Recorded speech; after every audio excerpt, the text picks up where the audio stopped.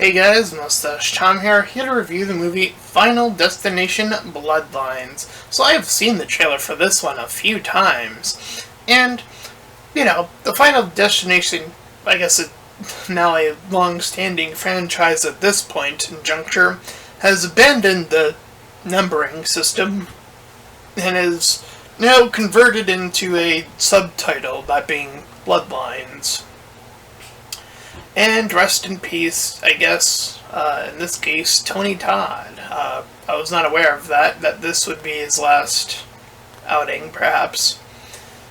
So yeah. I am still here to review this movie as objectively as possible. At least from what I was seeing from the trailers, they were not skimping out on the over-the-top deaths. Now, Final Destination as a franchise has been a little bit, I think there was this sort of catching on maybe at certain point that, I don't know if it was a sequel or moving forward, but there would be this sort of, undertone of like this comedic, like over the top, like these characters are just dying in crazy ways. And the reason I want to start my review in regards to this is that this movie does kind of open up with that sort of mentality at the forefront and definitely toward the end. Just to put that out there. Spoiler alert as well, I guess, if you've seen any other Final Destination, I'm pretty sure you kind of get the gist of what this franchise has kind of been about. But I digress. Anywho, we start the movie off with a good old-fashioned jump scare with a car. With this woman named Iris and her husband or boyfriend, I'm not sure which, going toward this new opening building. During so, we begin to see some little events sort of ticking away, like a kid picking out a penny from the well, and people getting in this crowded elevator, and the feeling of like, not sure if everything's all up to snuff here. But they all gain access to this upper deck area, and a rose pricks her, and she bleeds a little bit. From this environment, she begins to feel uneasy and proceeds to go in the restroom, where another lady goes up to her, and she insists, the singing lady, that this woman, Iris, is pregnant, and indeed she is. So, they head up to the roof, Iris and the boyfriend / husband, or husband-to-be, I guess, in this case. And we see the kid is up here now, as well as the same guard as prior, I think. I'm assuming it is. And, as they're up there, he proposes to Iris. Now, this is where the kid throws down a penny. And the cop initially tells him to stop, and then he's like, nah, I'm gonna do what I want, when he goes away. The second penny he throws causes it, because now death, as a character, quote-unquote, I guess, I'll have to mention it as that, makes the penny fall down and loop back into the building, and get stuck on the fan, making, like, the pressure build up inside the building. While that's going down, we begin to see the glass shatter begin to buckle the glass that they're dancing on, because it's like a dance party. Thus, the shattering of the glass does take place, and a large portion of the group in that, cluster immediately fall and die. And this is where, again, the sort of comedic / over-the-top deaths actually already begin. Like, for example, this older lady, abruptly burns into a flame and is like running straight across. The man's split in half by an elevator. As another part of the building is like slipping over. And as, this devastation is accruing, like, the only remaining people is Iris herself and one of the other kids. And, like, one that Iris finds, this other kid, the singer's son, I believe it is, and proceeds to save him, while the kid that threw the penny manages to get downstairs. But as he reaches the downstairs, the piano from all the way up above happens to fall as he got out, which means he gets smashed by the piano.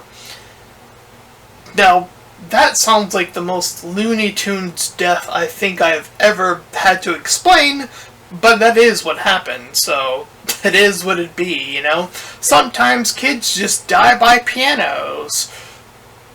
And I don't know how else to say that other than, it kind of, like I was saying, it's sort of embracing this sort of over-the-top, these deaths are just outrageously, out there.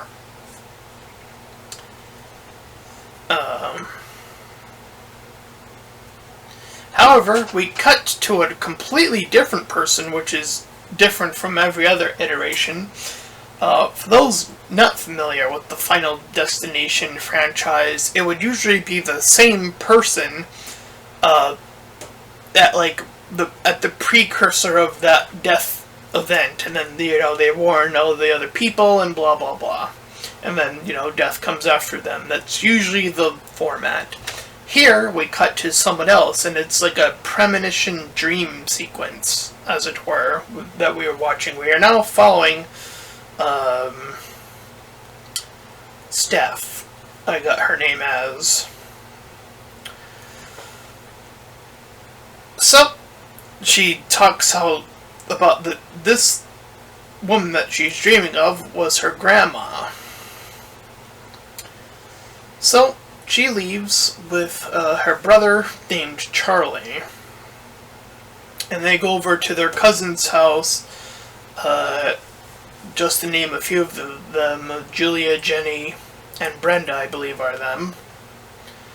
And she's trying to incline about why she's having these, in dreams, she's trying to locate the grandma, essentially.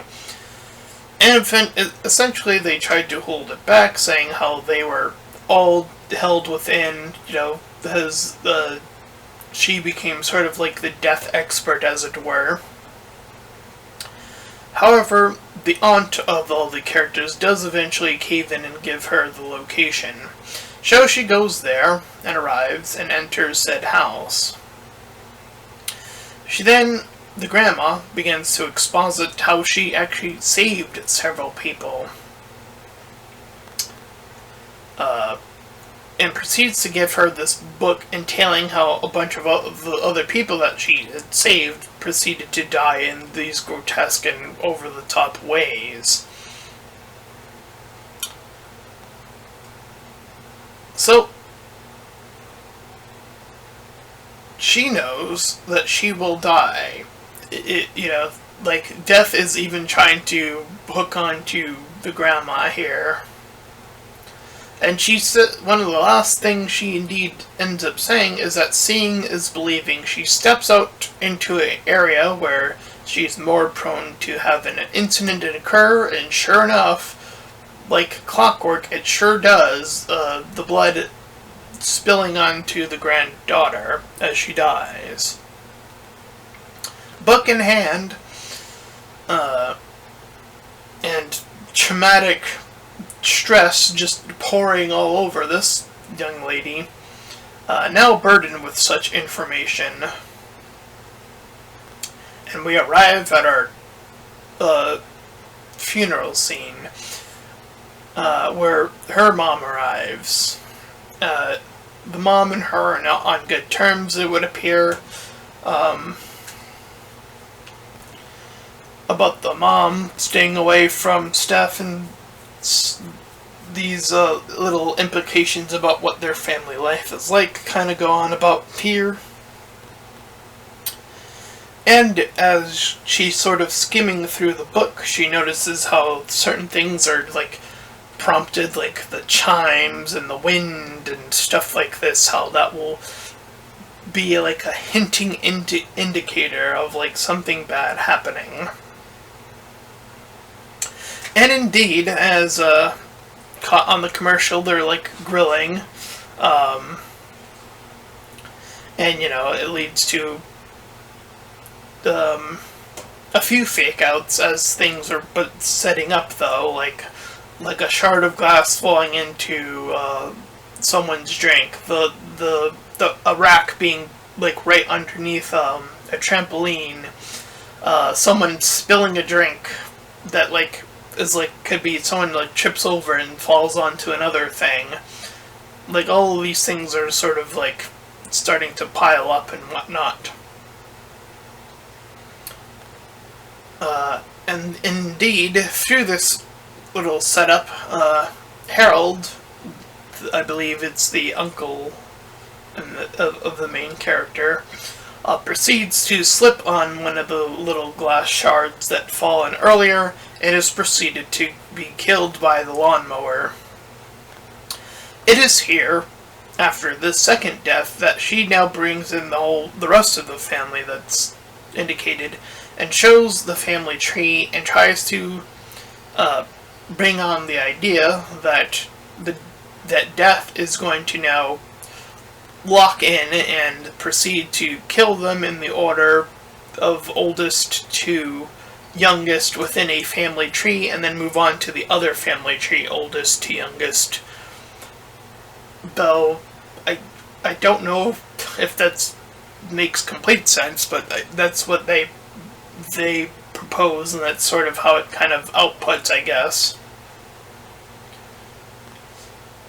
At any rate, we then cut over to one of the nephews named Eric, who's like this piercer who listens to some heavy metal. And indeed, as he's doing his job, and this is also in the promo, that like his nose piercing gets caught on the chain, and then he's like up on the bar, the stage thing, when he's left alone, and the fire's like underneath him. And surprisingly, this was a fake out. I believe in the initial trailer they were like implying that this was going to be his death scene, so they fake this out. And so the other two get to him, that being Iris and the brother, as they're trying to warn Eric not to kind of proceed to keep messing around, fucking around and finding out, as it were. As he's kind of attempting to tempt fate, it's one of the other cousins, Julia, who gets actually grabbed by the she's like hit literally by a soccer ball to the head, knocked into the compost of a garbage truck, and then proceededly squished as Steph tries to grab onto her and is not successful because she gets torn in two.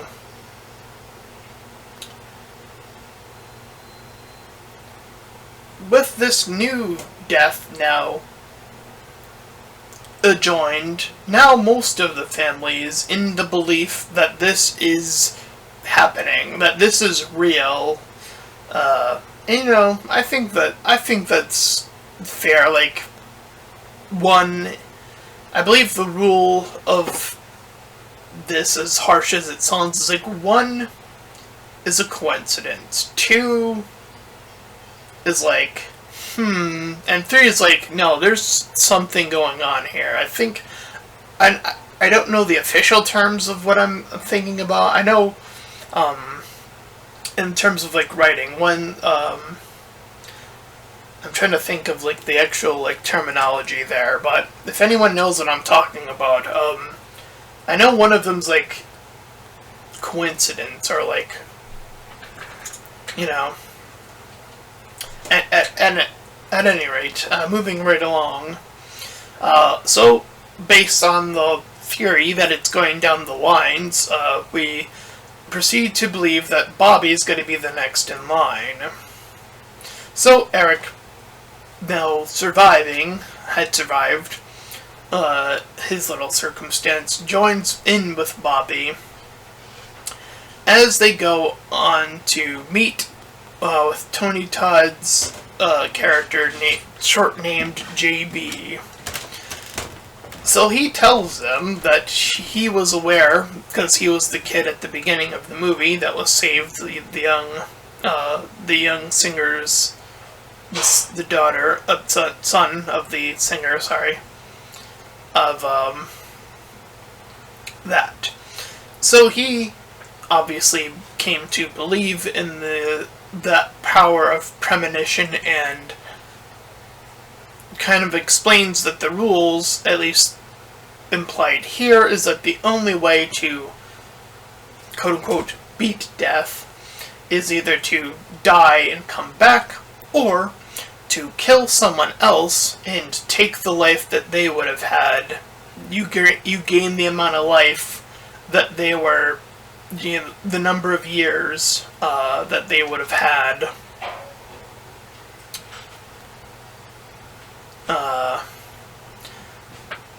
So yeah, as they are discussing it, Eric and Bobby are, they do look at a baby to be like, no, obviously, kind of making it out like, presumably, you wouldn't even know, right? Because that's the thing about life, is you never know when people are, it's their time. But, babies have that sort of inclination of being like, well, they're probably gonna be safe, or, you gotta try to make them safe and all that good stuff, so, but Bobby is very adamant, obviously, against that. Obviously, I should mention that twice, in case that wasn't obvious. So, Eric wants to do the other thing with Bobby, that being proceeding to try to kill him and then bring him back to life. So he brings him, they mentioned earlier at some point that he has an allergic reaction to peanut butter, so they buy some peanut butter, have Bobby eat it, and Eric brings him into this room where it's like the scanner thing that's like super heavily magnetic, I guess.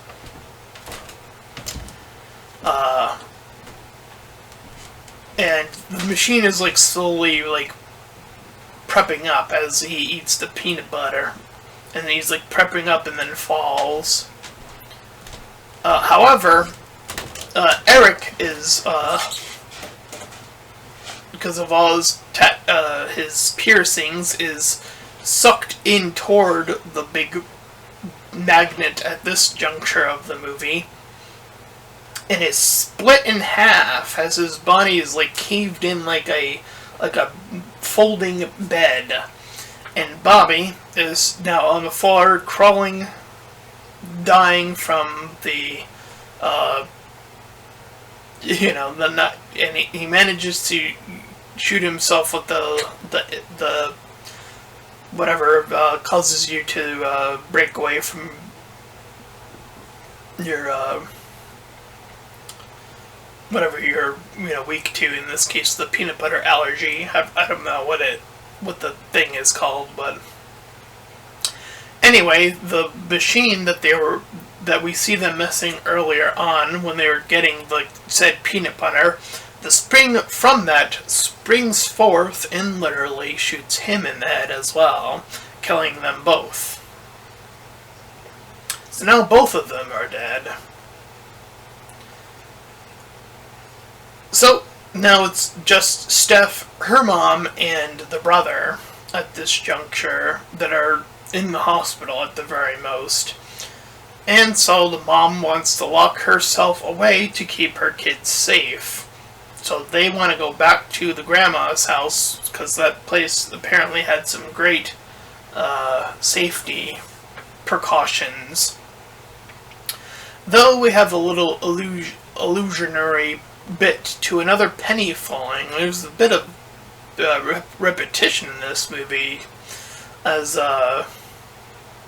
they make their way to this place, the cabin, and as they rush towards inside, the house, due to a series of unfortunate events, proceeds to blow up, hurting the mom severely, having the truck flip over with Steph still in it, and I believe Eric, the brother, being like outside somewhere.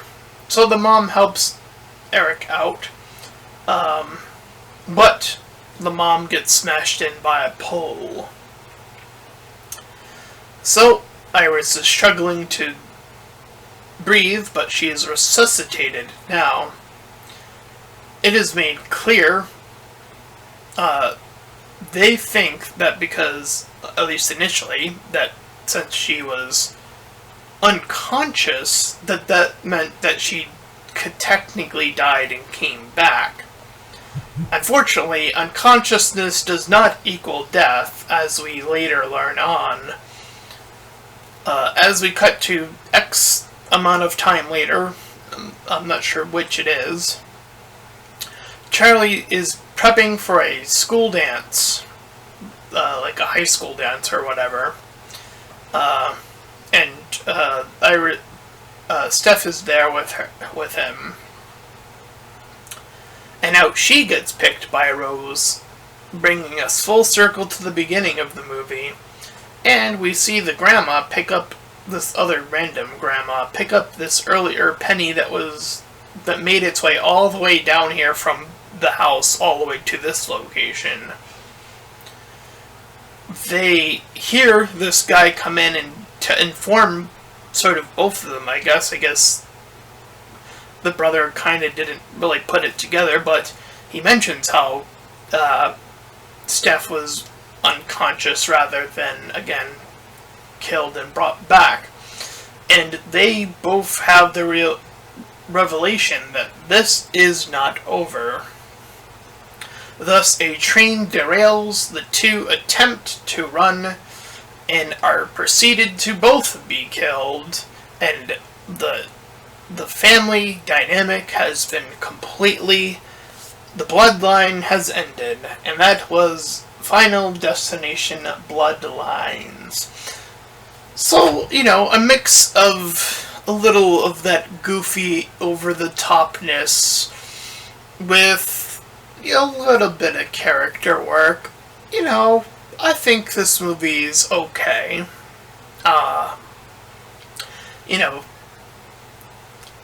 There's obviously been the previous movies, and, there's always this kind of, feeling of, death is just not playing fair, right? The very beginning, right, of the penny, being, scooped back into the building, for an example. Even in the earlier movies of, something is tipped over and it just happens to just keep leaking out, where it's, up until it reaches a dangerous point.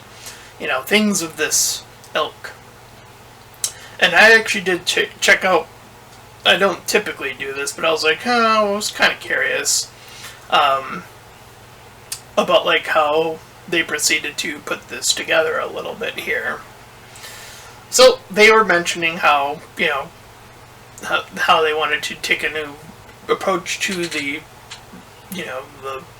franchise, while keeping in line with very much that, aspect. And they talk about fate and destiny, and, can you be stuck to destiny? And, that is definitely something I'm not a fan of. If you've followed my channel for any length of time, if you've ever heard me talk about destiny, I'm typically not a fan of it, of following it more so, or being dictated to something being destined. I even criticized my favorite franchise, Digimon, for example, for utilizing Digidestined, as it were. You know, being thrust into said destiny. But, you know, I think, despite my own problems with Destiny, at least from trying to understand it from, like, an objective point of view, which is where, you know, my channel is predicated on, I do think that having Destiny still, you know, if that's still a thing you want to include, it's still having to be something you work towards, to me, makes it a little less like this perfectly contrived, like, unavoidable thing in a weird way. This is like the inverse of that, right? Because in this regard, Destiny, in this case, or aka Death, is obviously just trying to kill everybody. And it's going about it in really, really ridiculous ways. Now, obviously, there have been previous rules have been set up from every final destination, from it going in the order, to the reverse order, to, like, you know, if you manage to save a person in this case, it would skip them and then sort of double back at some point to that person,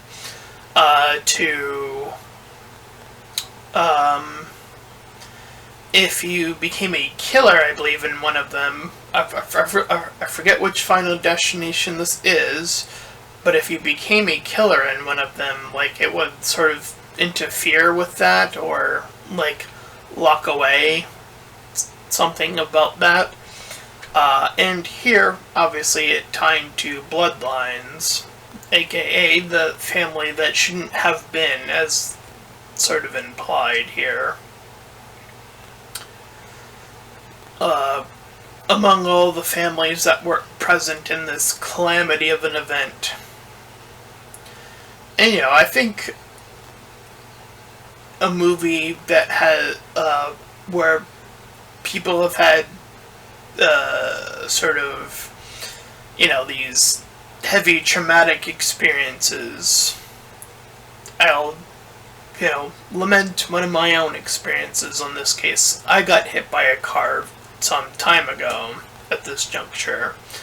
I could have been dead. That could have just been it for me, but I am still here. And I just had to face a pretty long leg injury and, you know, repair to that leg. But, you know, I think there is something to be said of situations that may fall under a similar circumstance where, you know, people don't realize, like, how much they have, or something along those lines. And I do feel like it does, you know, under the goofy undertones, I do think that there is a little bit of that heart in there, which I do greatly appreciate. But, on the other hand, there is sort of always the contrivedness of it, and how much our characters are prepping for situations. I mean, she was literally handed a book of, like, information, and I feel like it would have been an interesting, you know, levels of subversion here in this regard, of seeing how it would, how Death would handle someone that was even well more equipped this time around. Because it always feels like, despite having that book, she's always, like, several steps behind Death. That you know, other characters are just making these other decisions outside of her preview, like Eric and Bobby is a very clear instance of this. And, you know, the events unfolding as they were.